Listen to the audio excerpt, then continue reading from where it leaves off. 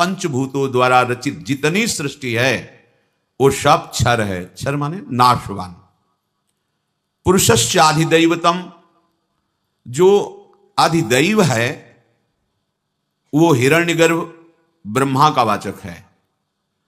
भगवान के संकल्प से ब्रह्मा जी उनके नाभि कमल से प्रकट होते हैं और भगवान की सामर्थ्य से ब्रह्मा जी इस संपूर्ण प्रपंच का सृजन करते हैं। तो अधिदैव ब्रह्मा जी को कहा गया। अधियज्ञो मेवात्र देहे देह भृतांबर, हे देहधारियों में श्रेष्ठ अर्जुन, इस देह में मैं अंतर्यामी रूप से विराजमान हूं, अधियज्ञ हूं। अर्थात सबके हृदय में भगवान विराजमान है। भगवान के वास का स्थान हृदय देश बताया गया है। सहस्त्र शीर्षा पुरुषा सहस्राक्षा सहस्त्रपाद सभूमिग्वं सर्वतः प्रत्वात्यतिष्ठत् दशांगुलम, ना विषय 10 अंगुल नाप लो, जो जगह आती है उसमें भगवान विराजमान है हृदय देश में। सबके हृदय अछत अविकारी निर्विकार भाव से सच्चिदानंद भगवान हृदय देश में ही विराजमान है। ईश्वरः सर्वभूतानां हृदि सन्निविष्टः, समस्त देहधारियों के हृदय में भगवान विराजमान है। सर्वस्व चाहम हृदय सन्निविष्टो, ईश्वरः सर्वभूतानां हृदय देशे अर्जुन तिष्ठति। जहां भी देखो भगवान वर्णन करें मैं हृदय में, कहीं और बाहर खोजने की जरूरत नहीं है। इसलिए अंतर्मुख होने की जरूरत है। बाहरी क्रियाओं से भगवान को नहीं खोजा जा सकता। क्रियाएं करते करते जब अंतःकरण पवित्र हो जाता है तो अंतर्मुखता होती है।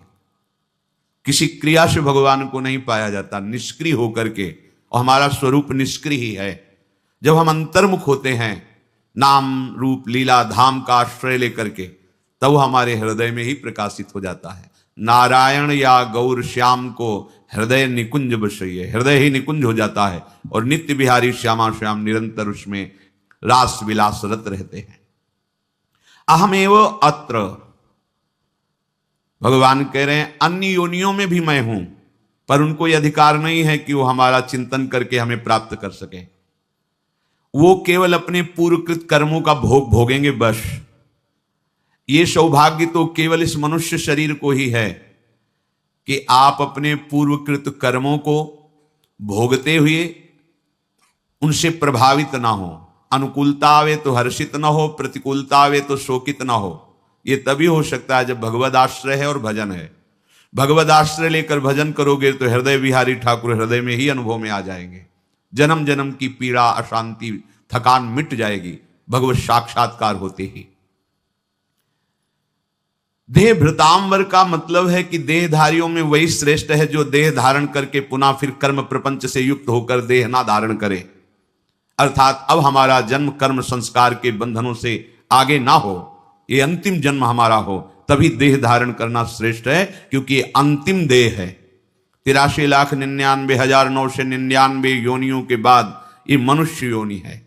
इस मनुष्य योनि के बाद फिर तुम्हें गिरना पड़ेगा नीचे की योनियों में। बहुत ऊंचाई पर चढ़ गए हो, अब यहां से हमें मुक्त होने का अवसर है साधन धाम मोक्ष कर द्वारा। तो श्री भगवान कह रहे हैं मैं ही ब्रह्म हूं। पहले तो अलग अलग वर्णन किया, मैं ही ब्रह्म हूं, मैं ही अध्यात्म हूं, मैं ही कर्म हूं, मैं ही अधिभूत हूं, मैं ही अधिदैव हूं, मैं ही अधियज्ञ हूं। कहने मात्र के लिए ये शब्द हैं, केवल मैं ही मैं हूं। बस इतना जहां समझ लिया सब प्रभु हैं। आपके संचित जितने कर्म सब भस्म हो जाएंगे। इसका प्रभाव है। जे ही आप ये जान गए कि सब कुछ ये अंदर की बात, बुद्धि से नहीं, वाणी से केवल नहीं, अनुभव वासुदेवाश्वरमिति, सब कर्म संस्कार भस्म हो गए।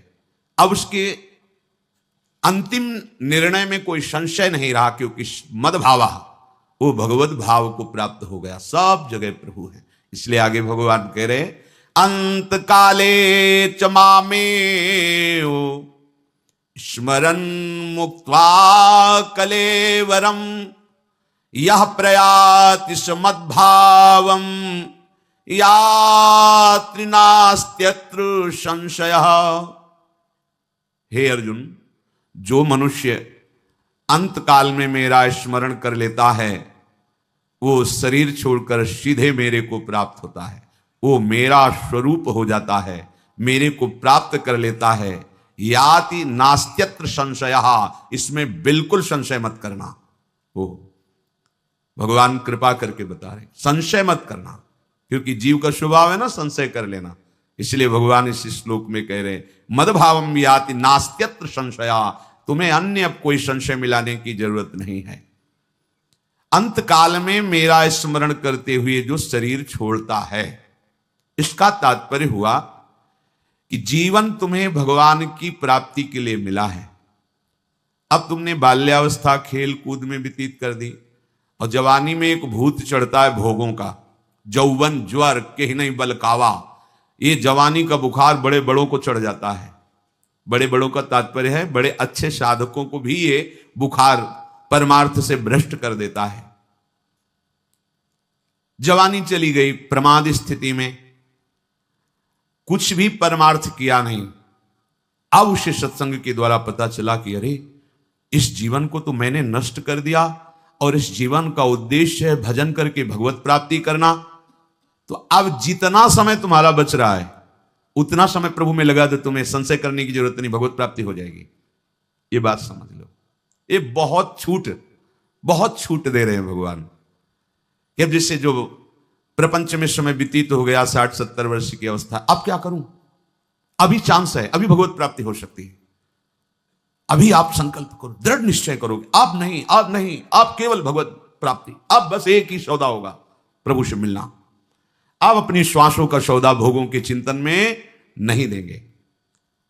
बस अपने को असमर्थ समझकर मेरा आश्रय लेकर जीव ही मेरे भजन में लगेगा, तो चाहे जितने मिनट हो उतने में भगवत प्राप्ति हो जाएगी। बहुत बड़ी छूट है ये, भगवान की तरफ से बहुत बड़ी छूट है। मामेव स्मरण, यदि ये बहुत अंतर की बात है, कोई आपके आसपास जीव मर रहा हो या कोई शरीर छोड़ रहा हो, मनुष्य शरीर, बिल्कुल आपके परिचय का नहीं, बिल्कुल आपको किसी भी तरह से वहां नहीं जाना चाहिए, ऐसा भी हो तो भी जाए, और वहां कोई सुने ना सुने उसके कान में पहुंच जाए, इतनी दूर से भी आवाज दे दो राधा राधा राधा राधा, बस चले आओ। यदि वो मरणासन में पड़ा है, भले 50 घंटे बाद मरे, क्योंकि अब वो कुछ कर नहीं सकता, उससे अब कोई पाप कर्म होने वाले नहीं, और उसके कान में पहुंच, जो कहने का है वही सुनने का है, बराबर फल मिलता है। इसीलिए भगवत चर्चा जो करते हैं, जो गति उनकी होती है वही भगवत चर्चा सुनने वालों की होती है। कथन श्रवण का एक ही फल है, कोई अंतराय नहीं। ऐसे ही जो भगवत भक्तों की, गुरुजनों की, हरि की निंदा करते हैं और जो सुनते हैं, दोनों यमपास में ही बांधे जाते हैं, दोनों का एक ही फल होता है। सुनने, अगर वो सुन रहा है और आपके मुख से राधा नाम पहुंच गया, इससे जो आपको लाभ मिलेगा, त्रिभुवन में कोई भी दान पुण्य इसके बराबर नहीं, क्योंकि उसका अंतिम सुधार दिया आपने, तो तुम्हारा अंतिम सुधर जाएगा। कोई भी कुत्ता है, कोई भी जीव मर रहा है, श्रवणेंद्रिय तो है ही ना सबके पास, वो समझ नहीं रहा, पर राधा, और शरीर छोड़ेगा तो भगवान को प्राप्त होगा, प्रभु को प्राप्त होगा। ये सबकी समझ में आएगी नहीं बात, जीवन उसका सार्थक हो जाएगा, चाहे पशु हो, पक्षी हो, कोई हो। अंतिम, अगर कहीं आपको ऐसा अवसर मिले तो ऐसा करना। पूज्य राधा बाबा के चरित्र में आता है, अवध धाम दर्शन करने के लिए गए, तो प्रवेश करते ही अवधपुरी में उनको एक ऐसा पशु दिखाई दिया जो गधा, कई जगह से उसे कौआ कुत्तों ने काटा था, घाव था, जबान से कि तड़प रहा था। संत का हृदय परम दयालु, दया से भरा होता है, मां की तरह होता है। बैठ गए, देखा लाखों मक्खियां भिन भिन, अपना अचला उतारा, उसके घावों से मक्खियां हटाकर उड़ा दी। देखो कैसा संयोग, अवधपुरी का प्रभाव उस जीव को मिल रहा है। एक भगवत साक्षात्कार किए हुए महापुरुष का वस्त्र उसके शरीर में। बाबा उसके मस्तक पर हाथ से, और बाबा राधा नाम प्रेमी, अयोध्या में सुना रहे हैं उसको, राधा राधा राधा।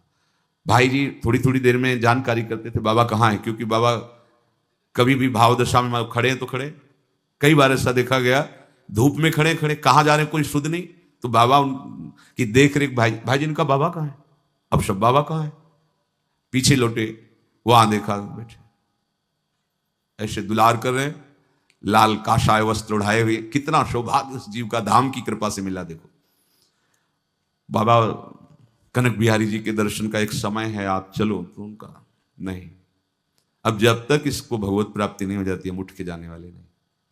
अब ऐसे महापुरुष का संकल्प, थोड़ी देर में उसके प्राण निकल गए, दर्शन करने। ये किसी भी जीव का यदि अंतिम समय हो, आप बराबर ना टिक पाए, तो उसके पास नाम सुना दीजिए। उसको सुनने मात्र से उसकी भगवत प्राप्ति हो जाएगी, भले 3 दिन बाद मरे, क्योंकि वो कोई कर्म नहीं कर सकता, चाहे मनुष्य हो कोई जीव। जब अंतिम स्थिति होती है, शिथिल स्थिति होती है, उसमें शुभ अशुभ कोई कर्म नहीं कर सकता, तो अंतिम समय उसका माना जाता है। अंतिम कर्म उसका वही होगा जो आपने नाम सुना दिया, ये उसका कल्याण कर देगा, परम कल्याण कर देगा। श्री भगवान कहते हैं कि जिन्होंने पूर्वाभ्यास किया है भजन का, जैसे लगे हो आप सब भजन मार्ग में, तो अंत काल में उसकी स्मृति की वृत्ति अभ्यासवत आएगी ही आएगी। यदि नहीं आ पाती किसी कारणवश, मूर्छावश, भयानक कष्टवश, और कोई और याद आता है, कोई मनुष्य, कोई पशु पक्षी, तो जीवन भर भजन किया है तो उस रूप को हटा के भगवान प्रकट हो जाते हैं। मान लो उसके ध्यान में कोई पशु आ गया, तो पशु का पर्दा हट जाएगा और भगवान वहां विराजमान। अंत कह रहे हैं मत संशय करना, क्योंकि जीवन भर मेरा भजन किया, अभ्यास किया है। तो आप कह सकते हैं कि वो भरत जी का चरित्र, ये उदाहरण के लिए दिया है। भरत जी पहले ही मोक्ष पदवी को प्राप्त महापुरुष हैं, क्योंकि भगवान ऋषभ देव जी के अंश से प्रकट है, परम अंश पहले ही है। भगवान जगत शिक्षा देने के लिए अपने समान महापुरुषों के साथ ही लीला करते हैं। जैसे नारद जी को ब्याह के लिए व्याकुल हो जाना, नारद जी में कहीं भी स्वप्न में कहीं भी किंचन मात्र कभी कोई विकार जागृत नहीं हो सकता, क्योंकि वो भगवान के साक्षात स्वरूप है। पर लीला जब होती तो समान स्थिति वालों के साथ ही वो लीला होती। तो प्रभु ये करके हमें शिक्षा देते हैं, अन्यथा जो भगवत साक्षात्कार किए हुए महापुरुष हैं उनमें किसी भी विकार का कभी भी कहीं भी प्रवेश नहीं हो सकता। नहीं तो फिर भगवत साक्षात्कार का मतलब क्या रहा? अगर भगवत साक्षात्कार के बाद भी काम परास्त करता है तो इसकी महिमा क्या रह गई भगवत साक्षात्कार पर? ये तो भगवान के अवतारों में गणना होती है नारद जी की। तो इसका मतलब है भगवान अपने आप से लीला करके हमें उपदेश करते हैं कि ये विकार बहुत बलवान है, अहंकार मत करना। मदभावम, जीवन भर मेरे भाव में रहा, अंतिम समय उसको कोई भी रूप आ जाए तो श्री कृष्ण रूप हो जाएगा। ये आंतरिक बात है, वो भगवत स्वरूप को भी प्राप्त होगा। ऐसा नहीं कि अंतिम समय कोई और रूप आ गया और वो वही बन जाएगा, नहीं। क्योंकि मदभावम, वो जीवन भर भगवान के भाव में रहा कि चराचर जगत भगवान का स्वरूप है। भले साक्षात्कार नहीं हुआ पर उसने अभ्यास किया है, तो अंतिम समय उसका वो भाव कि सब भगवान का, अब सब भगवान का स्वरूप उसे दिखाई देगा। चाहे चिड़िया आवे, चाहे कोई भी आप वस्तु पदार्थ, वो तत्काल भगवत स्वरूप होगा और उसको परम पद की प्राप्ति होगी। यह आंतरिक बात है। भगवान की उपासना करने वालों के अंतिम समय में भगवान जब देखते हैं कि स्मरण करने लायक नहीं रह गया है, इसके यंत्र जो करण हैं सब विक्षिप्त हो रहे हैं, मूर्छित अवस्था को, तो भगवान स्वयं उसके हृदय में स्मृति रूप से स्फुरित हो जाते हैं। पीछे भी वर्णन हुआ है। चाहे वो किसी भी भाव का उपासक हो, प्रभु की किसी भी भाव का उपासक हो, भगवान का स्मरण करके शरीर छोड़ने वालों को तो भगवान की प्राप्ति होती ही है। पर जीवन में भजन नहीं किया है, वो अंतिम समय भगवान का नाम आ जाए किसी बहाने से, या सुनने को मिल जाए, या ऐसा भी किया जा सकता है। इसीलिए जब किसी का शरीर छूटता हो, अगर आंख खुली हो, देखने लायक हो, तो भगवान की छवि दिखानी चाहिए। देखो देखो, ये प्रिया प्रीतम है, ये श्री कृष्ण है, ये देखो किशोरी जी हैं। अगर एक बार देख लिया और उसकी स्मृति काम कर रही तो, नहीं तो देखो ये श्री कृष्ण, अगर सुनाई दिया तो भगवत बहुत बहुत छूट दे दी भगवान ने। ऐसा करना चाहिए। आपके अड़ोस पड़ोस में, रिश्ते नातेदारों में, या चलते फिरते किसी भी जीव की यदि ऐसी दशा दिखाई दे तो आप उसे नाम दान कीजिए। इससे बड़ा कोई दान नहीं, उसे भगवत साक्षात्कार हो जाएगा। यदि आपने उसे नाम दान कर, नाम सुना दिया, वो भगवान को प्राप्त हो जाएगा। और जिसने केवल माया गुणों से संबंध रखा है, भोगों से संबंध रखा है, कभी भगवान के भक्तों का संग नहीं, कभी भगवत कथा नहीं, कभी भगवान नाम जप नहीं, कभी भगवत धामों की यात्रा नहीं, तो उनको ऐसा संयोग ही नहीं मिलेगा कि कोई उन्हें नाम सुना दे या वो प्रभु की छवि को देखकर अटक जाएं। ऐसा उनको संयोग, इसीलिए डरते रहो भाई, ये जीवन व्यर्थ ना जाए। भगवान ने विशेष छूट दे दी है मरणासन व्यक्ति को। वो कैसा भी आचरण वाला जीवन में रहा हो, कैसा भी भाव वाला रहा हो, कैसे भी जीवन व्यतीत किया हो, यदि किसी भी कारण से अंतिम समय मेरी याद आ जाए तो उससे भगवान कह रहे हैं मेरी ही प्राप्ति होगी, इसमें कोई संशय नहीं। जीव का कल्याण हो जाए, यही मनुष्य शरीर का प्राप्त करने का उद्देश्य है। मनुष्य शरीर लेना उसका सफल हो गया। और जो बिना अपना कल्याण किए यहां से जाता है तो उसकी बड़ी दुर्गति होती। पहले तो उसको इस बात का दंड मिलता है कि तुम्हें इतना बड़ा दुर्लभ मनुष्य शरीर दिया गया और यह शरीर दिया गया कि तुम भगवत प्राप्ति कर लो, तुम्हें सारे विधान बना दिए गए भगवत प्राप्ति, फिर भी तुमने प्रमाद किया, अब इसका दंड भोगो। तिर्यक योनियों में नारकी गतियों को वो जीव प्राप्त होता है। सब भगवान का स्मरण कर सकते हैं क्योंकि स्मृति सबके है। कोई भी समय तुम्हारा खाली न जाने पावे, तभी तुम्हारा अभ्यास बनेगा अंतिम समय भगवत स्मरण का। और पता नहीं वो अंतिम समय कब है, जिस समय हम खाली उसी समय हमारा शरीर छूट जाए। इसलिए डरते रहो, निरंतर भजन करो। इतने वर्ष, इतने महीने, इतने दिनों के बाद मृत्यु आएगी ऐसा तो है नहीं। गर्भ से लेकर के वृद्धावस्था तक कभी मर सकते हो, जन्मते ही मर सकते हो, कुछ दिनों में मर सकते हो, वर्ष में मर सकते हो, पता नहीं कब। तो हमें हर समय भजन का अभ्यास करना चाहिए।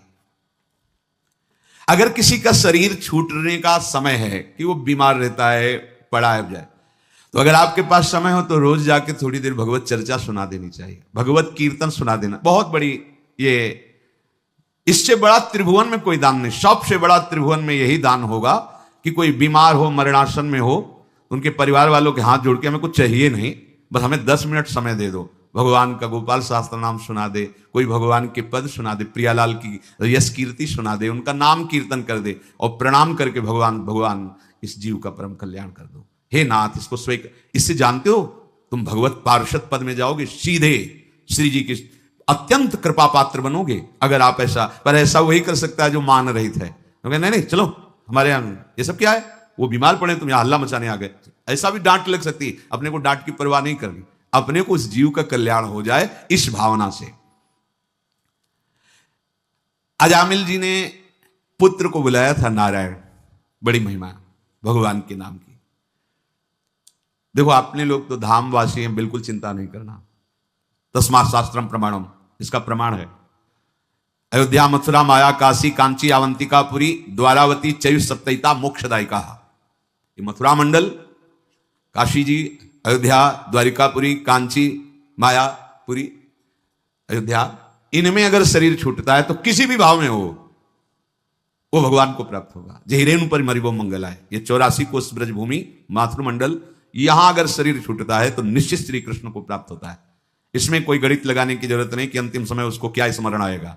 अंतिम समय, या इसमें लिखा है जब कोई इन जगहों पे प्राण छोड़ता है तो वहां के अधिष्ठात अंतिम समय उसकी स्मृति में आकर के, तभी हम एक बार इस धाम में बोला था कि जब वृंदावन में कोई शरीर छोड़ता है तो वृंदा सखी की प्रेरणा से कोई ना कोई सखी आके उसके हृदय में प्रियालाल की स्मृति जगा दे, राधा राधा। बोले कहां लिखा है? हमका हमारी छाती में लिखा है।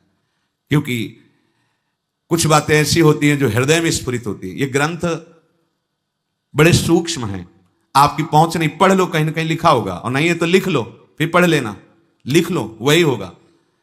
इन धामों की महिमा, जैसे काशी का वर्णन है कि काशी में चाहे कोई छोटा सा भी जीव मर रहा हो तो भगवान शिव से तारक मंत्र सुनाते हैं। अपने अपनी पुरियों के अधिष्ठात्र जो देव हैं वहां के वासियों का परम कल्याण करने के लिए अंतिम समय चाहे जो भी जीव हो, इसीलिए तो कहते हैं वृंदावन के नाली का कीड़ा बना दो, श्रीपाद प्रबोधानंद जी।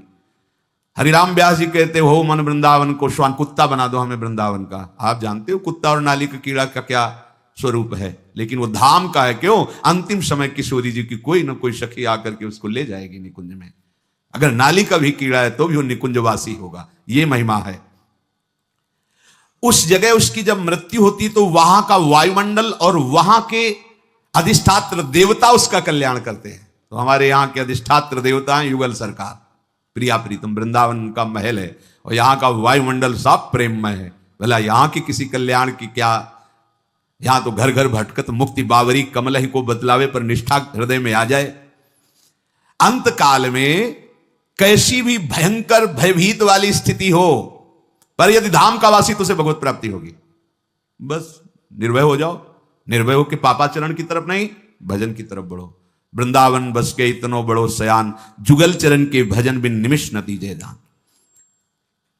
आशा, ममता, शरीर, कुटुंब, रुपया, पैसा, जब धाम वास किया जाता है तो इनका संबंध हटा दिया जाता है, इनका बल नहीं रखा जाता, धामी का बल रखा जाता है। हमारा भरण पोषण धामी से होता है, हमारा पूरा जीवन धामी के आश्रित है। किसी भी व्यक्ति, किसी भी वस्तु, किसी भी पदार्थ से हमारा संबंध नहीं, क्योंकि वस्तु, व्यक्ति, पदार्थ जितना भी यहां वो सब स्वामिनी जी का है और स्वामिनी जी की हम परिचर्या में है। हमारा पर्सनल किसी से कोई संबंध नहीं, हमारा पर्सनल कुछ भी नहीं है, हमारा कोई भी नहीं है, कहीं भी नहीं है। अभी जीवन मुक्त हो, अभी जीवन मुक्त। देखो ना, नारायण शब्द का उच्चारण पुत्र के बहाने से किया, परम पद मिल गया। श्री परीक्षित जी महाराज ने पूछा कि प्रभु, जब नरकों की गति का वर्णन श्री परमहंस आचार्य श्री सुखदेव जी ने किया तो परीक्षित जी ने कहा, प्रभु ये तो बड़ी दुर्गति होती है जीवों की, कैसे बचा जा सकता है इन नरकों से? भयंकर यंत्रणा होती, भयंकर यातनापूर्ण नरकों में ना जाना पड़े, जो अभी आपने 5वें स्कंद में सुनाया। कोई उपाय है? कहा तस्मात् पुरैवास्मि पाप निष्कृतौ यतेत मृत्युरविपद्यतात्मना दोषस्य दृष्ट्वा गुरुलाघवं यथा भिषक चिकित्से तरुजाम निदानविद। परीक्षित, इसीलिए बड़ी सावधानी से सजगता पूर्वक मृत्यु आने के पहले जो जो तुमने पाप इस जन्म में किए हैं उनका प्रायश्चित कर डालो। पूर्व जन्म में जो जमा हुआ पाप है उनको नाश कर डालो, नहीं फिर दुर्गति कर देंगे। जैसे रोग के प्रारंभ में ही मर्मज्ञ चिकित्सक का आश्रय लेकर रोगों का नाश कर देते हैं, ऐसे ही मर्मज्ञ भागवतिक महापुरुषों का आश्रय लेकर के निष्पाप हो जाओ, नहीं तो निश्चित नरक भोगने पड़ेंगे। परीक्षित जी ने कहा, प्रभु राजदंड, समाजदंड, लौकिक यातना और नरक गमन आदि ये उसके पाप को भुगताने के लिए ही तो होता है। पर प्रभु वो क्या पाप भुगतने के बाद फिर पाप करना बंद कर देगा?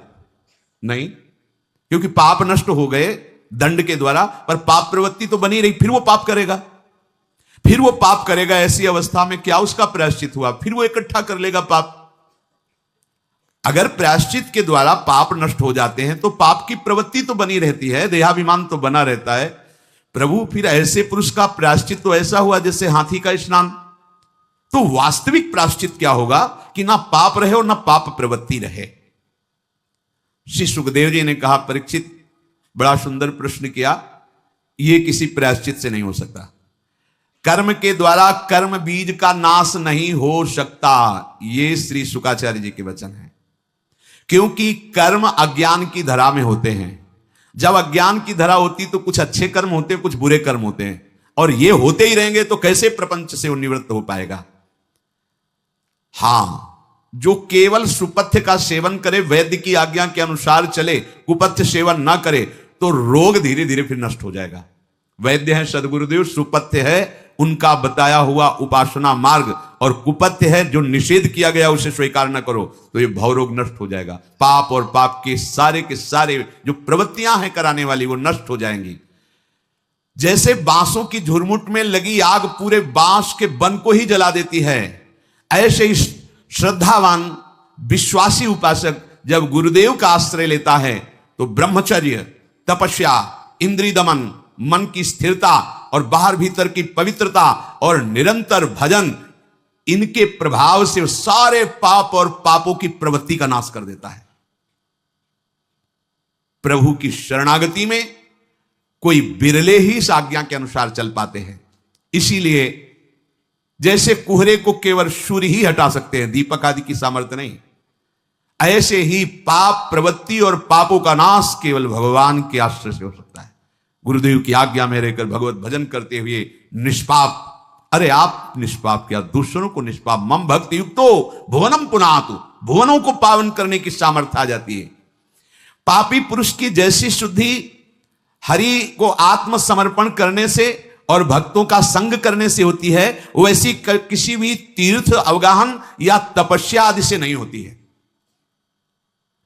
पापी पुरुष की जैसी शुद्धि भगवान को आत्मसमर्पण करने और उनके भक्तों का संग करने से होती है, ऐसी किसी तपस्या या तीर्थ अवगाहन आदि से नहीं होती। जगत में बड़ा गूढ़ मार्ग है भक्ति पंथ, ये सर्वश्रेष्ठ है, इसमें गिरने का भय नहीं है भक्ति पंथ में, क्योंकि करो सदा तिनके रखवारी, जिम बालक राखे महतारी। भगवत परायण सुशील साधुजन का संग करने वाला ही इस भक्ति पथ पे चल सकता है।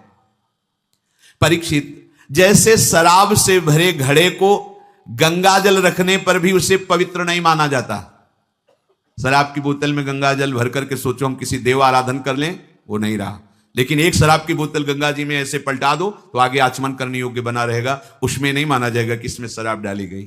सुरसरी मिले सो पावन कैसे, ईश अनीश ही अंतर जैसे। जैसे हम नाले को छू भी नहीं सकते, लेकिन वही जब गिरता है यमुना जी में जाके तो आगे हम अवगाहन करते हैं, इस बात की कोई भी चिंता नहीं करते कि पीछे इसमें नाला मिला है।